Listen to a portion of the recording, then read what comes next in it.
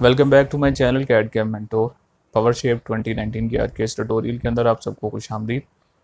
आज के इस ट्यूटोरियल के अंदर हम स्क्रीन में नज़र आने वाले इस 3D मॉडल को क्रिएट करेंगे ड्राफ्टिंग टेक्निक की मदद से।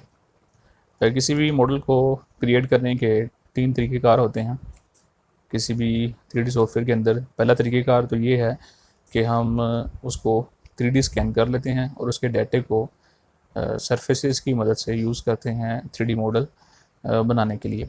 दूसरा तरीक़ेकार ये है कि हम फिज़िकली वर्नियर कैलिपर से और मुख्तलिफ मेजरिंग इंस्ट्रूमेंट से डायमेंशंस को लेते हैं और उसकी मदद से हम मॉडल को क्रिएट कर लेते हैं। तीसरा तरीक़ेकार ये होता है कि हम मुख्तलिफ उसके व्यूज़ को 2D स्कैन करते हैं और उसके 2D स्कैंड जो इमेज होते हैं उनको यूज़ करते हैं 3D मॉडल बनाने के लिए।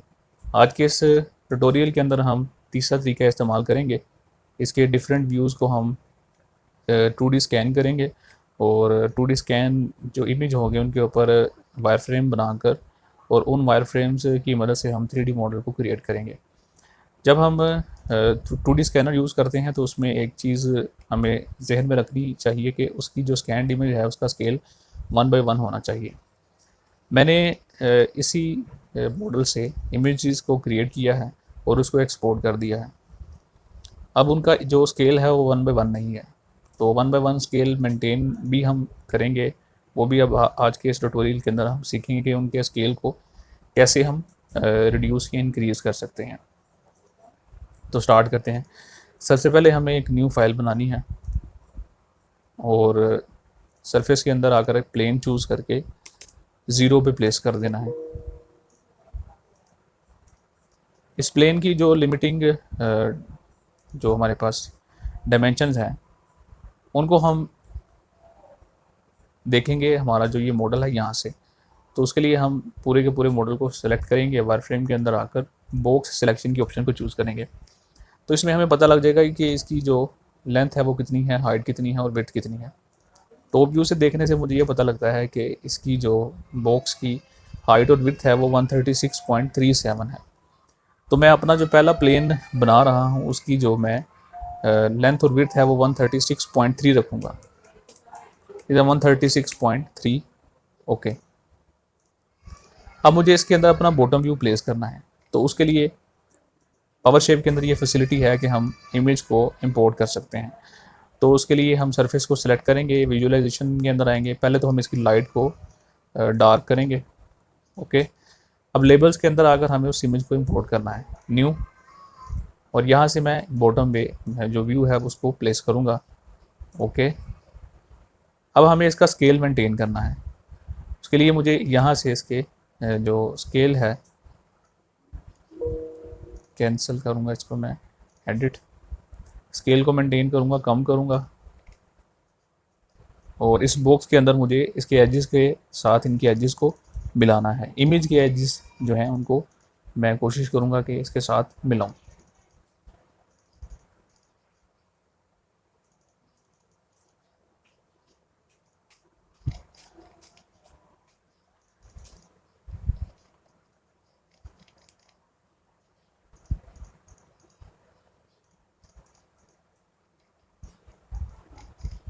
तो ये ऑलमोस्ट इसके एक्स के अंदर एजेस मिल चुके हैं। अब हम इसकी वाई के अंदर सेटिंग करेंगे।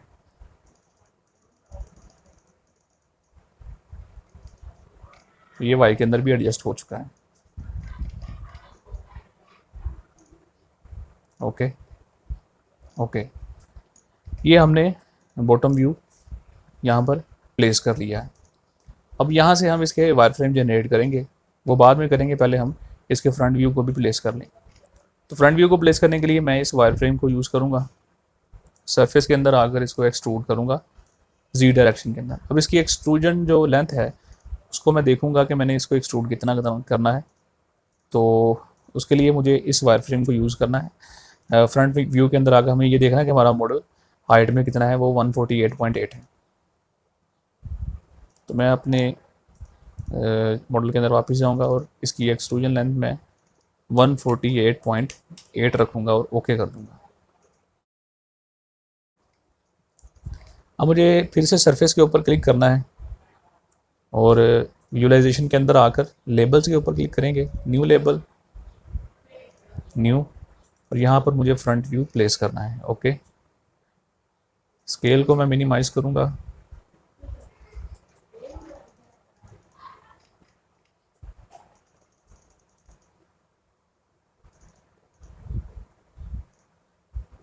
हमारी एक्स के साथ इनकी बाउंड्रीज मैच हो गई। अब हम वाई के अंदर इसको मेंटेन करेंगे। ओके ओके, ये हमारा फ्रंट व्यू प्लेस हो गया। अब हम इन दो व्यूज़ की मदद से अपना जो हमारा मॉडल है उसको क्रिएट कर सकते हैं। तो सबसे पहले हम बॉटम व्यू से एक स्केच बनाएंगे। तो फ्रंट व्यू को फ़िलहाल मैं हाइड कर देता हूँ। सबसे पहले हमें सेंटर के अंदर एक वर्क प्लेन प्लेस करना है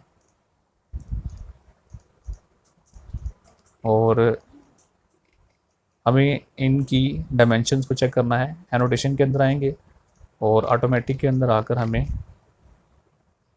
इस एज से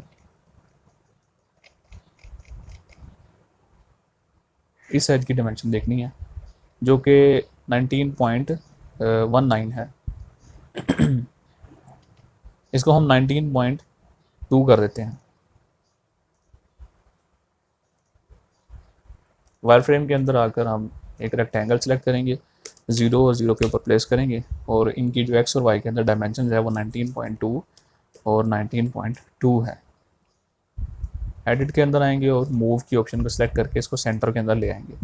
ओके, अब आप ये देख रहे हैं कि इनके साथ इनके एजेस मिल चुके हैं। अब हमें यहाँ पर फिलेट अप्लाई करना है, लेकिन हमें फिलेट रेडियस पता नहीं है। तो उसके लिए सिंपली वायर फ्रेम के अंदर आएंगे और फिटेड आर्क की ऑप्शन को सिलेक्ट करेंगे। इसके टेंजेंट को और इसके टेंजेंट को सिलेक्ट करेंगे और यहाँ तक लेंगे जहाँ तक फिलेट है। तो हमें पता लगा कि इसका फिलेट रेडियस है वो 15 है।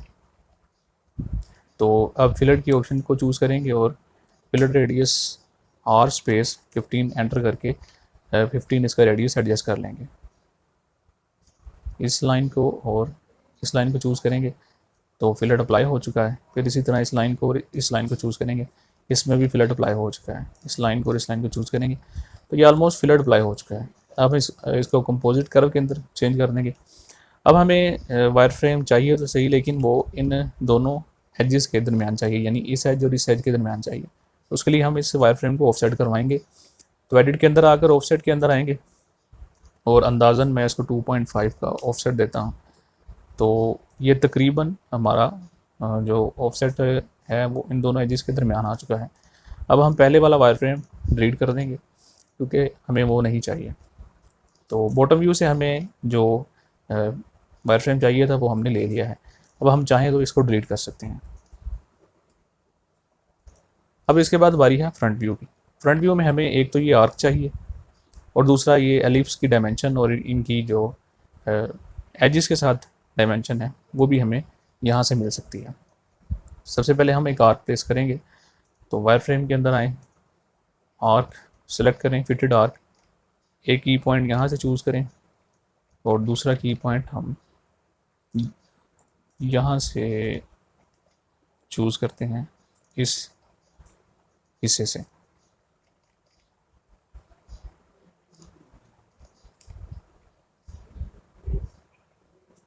सेंटर के अंदर प्लेस कर देंगे। इसको मैं एक्सटेंड कर देता हूँ। अब हमें इनको ट्रिम करवाना है अपर लिमिट से और बॉटम लिमिट से।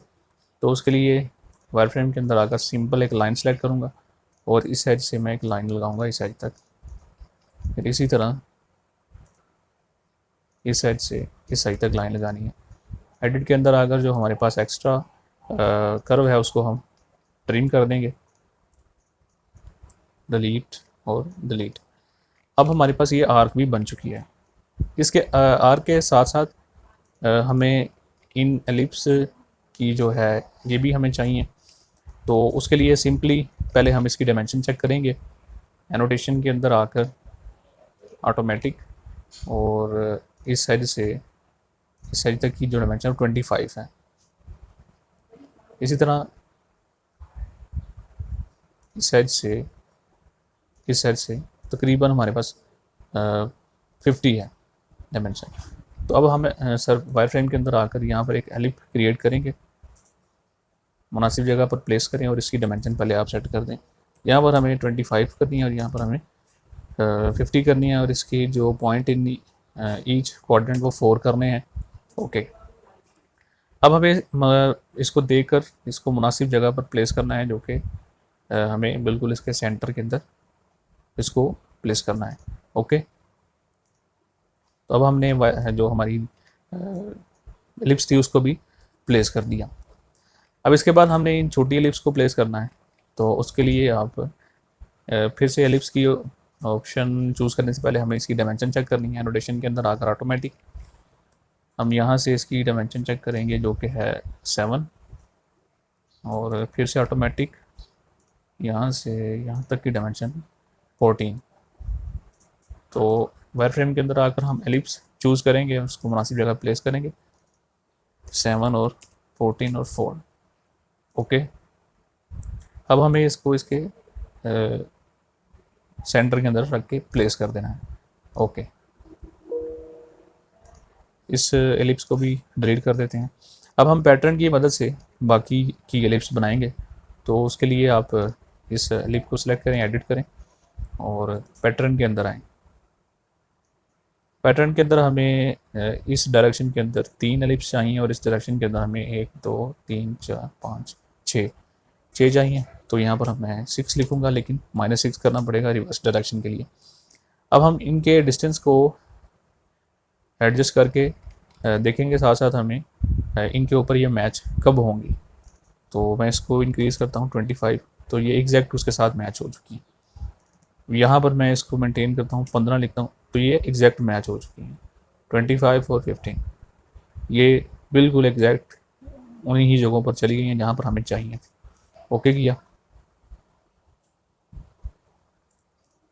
अब हमें फ्रंट व्यू से जो एक आर्क चाहिए थी, दूसरा ये एलिप्स चाहिए थी, वो भी हमें मिल चुकी हैं।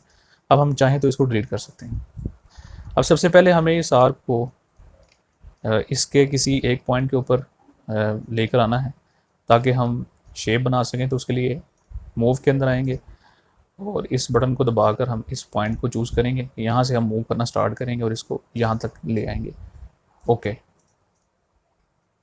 अब हमें इस वायर फ्रेम को सेंटर के अंदर लेकर आना है, तो सिंपली आप इनको सिलेक्ट करें और कर्व के अंदर आएँ, वाई एक्सिस के ऑप्शन को सिलेक्ट करके ओके करें। तो ये हमारी जो कर्व्स हैं वो सेंटर के अंदर आ चुकी हैं। अब हमें ये आर्क और ये आर्क, इन दोनों को सिलेक्ट करके कंट्रोल T दबाएंगे, तो हमारी एक शेप बन चुकी है। ओके करें।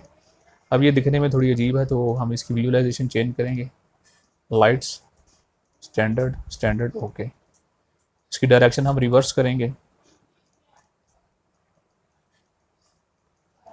हम इनको दोनों एंड से वायर फ्रेम की मदद से इनको हम क्लोज कर देंगे। ओके, और ऊपर वाले एंड से भी यहाँ पर एक वायर फ्रेम जनरेट करेंगे, कंट्रोल T, ओके, और इसको अब हम रिवर्स कर देंगे। अब हम इसको सॉलिड के अंदर चेंज करेंगे, सारी की सारी सरफेसेस को सिलेक्ट करें, सॉलिड के अंदर आएँ और cancel from surface to solid के अंदर क्लिक करेंगे, तो ये हमारा सॉलिड के अंदर चेंज हो चुका है। अब हम यहाँ पर फिलेट रेडियस अप्लाई करेंगे, फिलेट के ऑप्शन को चूज़ करें और यहाँ पर क्लिक करके अप्लाई करें, तो ये 5 mm का यहाँ पे हमारा फिलेट रेडियस अप्लाई हो चुका है, जो कि हम फिजिकल मॉडल से फिलेट गेज की मदद से चेक कर सकते हैं। अब हमें मॉडल के टॉप व्यू से देखने से ये पता लगा कि इसकी जो वॉल थिकनेस है उसकी 1 mm है। तो होलो के अंदर आएंगे और इसके फेस के ऊपर क्लिक करेंगे और वॉल थिकनेस हम 1 mm रख के ओके कर देंगे, तो ये होलो अंदर से क्रिएट हो चुका है। अब हमें ये जो हमारे पास एलिप्स के वायर फ्रेम थे, इनकी मदद से डिज़ाइन को कंप्लीट करना है, तो उसके लिए आप इसको हाइड कर दें और बाकी के वायर फ्रेम अब हमें नहीं चाहिए, इनको हम डिलीट कर देते हैं और इन वायर फ्रेम्स को सिलेक्ट करेंगे, सॉलिड के अंदर आकर एक्सट्रूजन की ऑप्शन को चूज़ करके दोनों डायरेक्शन के अंदर मैं इसको 100 प्रीव्यू, ओके। इसके बाद एडिट के अंदर आऊँगा और इसको रोटेट करवाऊँगा 90 डिग्री, ओके। कॉपी भी सिलेक्ट करनी थी हमें 90। Okay, cancel. अब हमें चेक करना है कि हमारा ये जो सॉलिड है ये एक्टिव है, तो ये एक्टिव है। लेफ़्ट व्यू करके मैं इन तमाम के तमाम सॉलिड्स को सिलेक्ट करूँगा और सॉलिड के अंदर आकर सब्ट्रैक्ट कर दूँगा। फिर इसके बाद मैं बैक व्यू के अंदर आऊँगा और इन सॉलिड को सिलेक्ट करूँगा और सब्ट्रैक्ट कर दूँगा।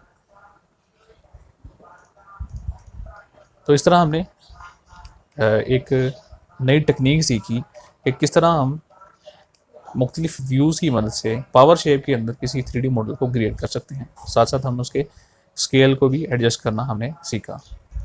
तो अब हम इसकी लेंथ चेक करते हैं वायर फ्रेम के अंदर आकर, बॉक्स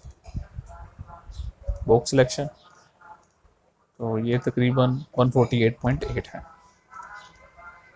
तो आप एज इट इज़ जैसा आपका मॉडल है वैसी ही डायमेंशन आप इसके अंदर रख के नया मॉडल क्रिएट कर सकते हैं। तो आई होप कि इस वीडियो ने आपको काफ़ी हेल्प किया होगा। अगर आपको वीडियो पसंद आई है तो लाइक करें, शेयर करें, ताकि दूसरे लोग भी इससे फ़ायदा उठा सकें, और चैनल को सब्सक्राइब करना ना भूलिए। तब तक के लिए अल्लाह हाफ़िज़।